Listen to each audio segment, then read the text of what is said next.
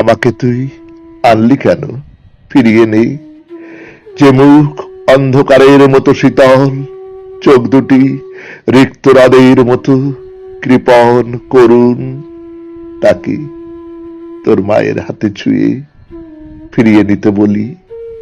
এ মাঠ আর নয়, ধানের নাড়াই বিধি কাতর হলো পা, সে বন্যে শাকের শরীর মারিয়ে মারিয়ে আমাকে তুই আনলি কেন ফিরিয়ে নে।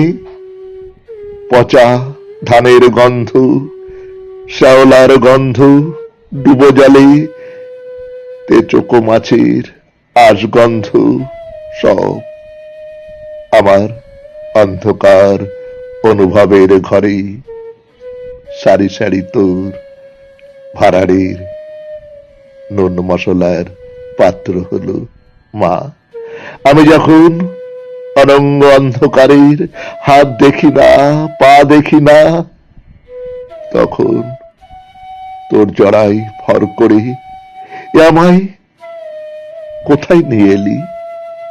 আমি কখনো অন্ধকারের হাত দেখি না, পা দেখি না, কোমল বাতাস এলে ভাবি কাছেই সমুদ্র, তুই তোর জড়ার হাতে কঠিন বাঁধন দিস।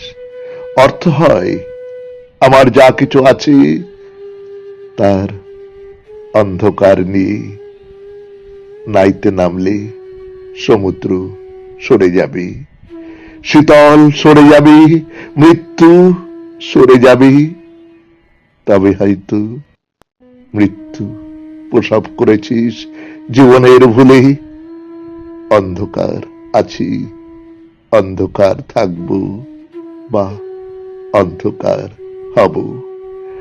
আমাকে তুই আনলি কেন ফিরিয়ে নেই। নমস্কার, শুনলেন কবিতা জরাসন্ধ, কলমে শক্তি চট্টোপাধ্যায়, উচ্চারণে সুরজিৎ দাস, বাঁশিতে ধ্রুব পর, সম্পাদনায় সুরজিৎ দাস।